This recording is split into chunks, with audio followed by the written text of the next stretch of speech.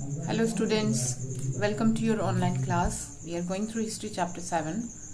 Today's topic is urban changes under colonialism. Topic is growth of new towns. As I have told you that due to British colonial policies, harsh policies, all the old small cities and old villages were actually not functioning properly, and people from there migrated to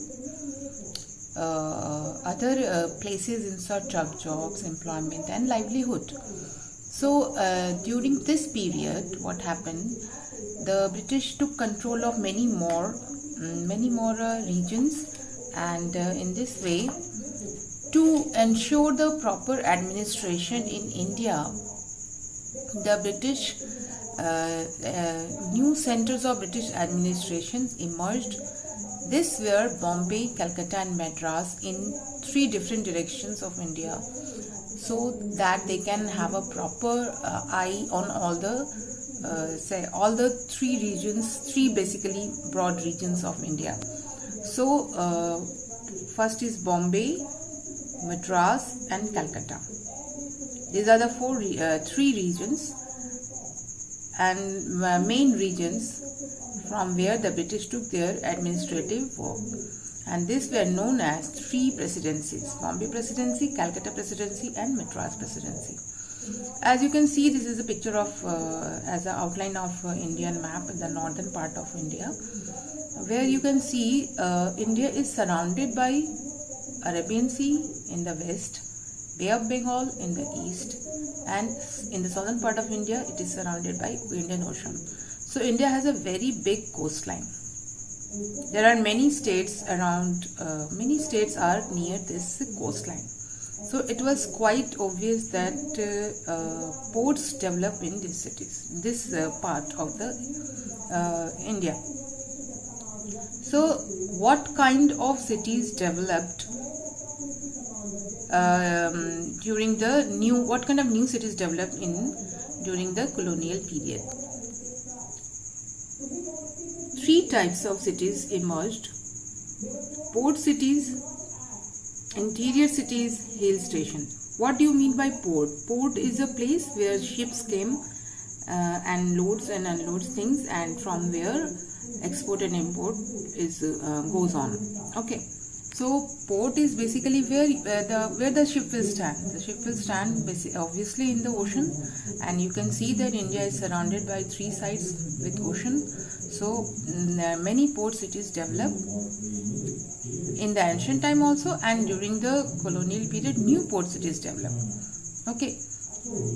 So the old port cities were from Gujarat. This is Gujarat. From Gujarat, Maharashtra, Kerala, Tamil Nadu, Orissa, Bengal. We have a very big coastline. So the old port cities were Surat, Goa, Machilipatnam, Seringamapatnam, Chittagong and Dhaka. But what happened during the British period? These old port cities, instead of these old port cities, new port cities developed. That was Bombay, Madras and Calcutta. Bombay, Madras and Calcutta. And what were exported? Export items were silk, cotton, indigo, jute, spices, food grains, etc. And the second type of city was the interior cities. This was in the interior part of India, far away from the sea, interior part of India. Basically, for example, Delhi, Chandigarh. What were the features of these cities?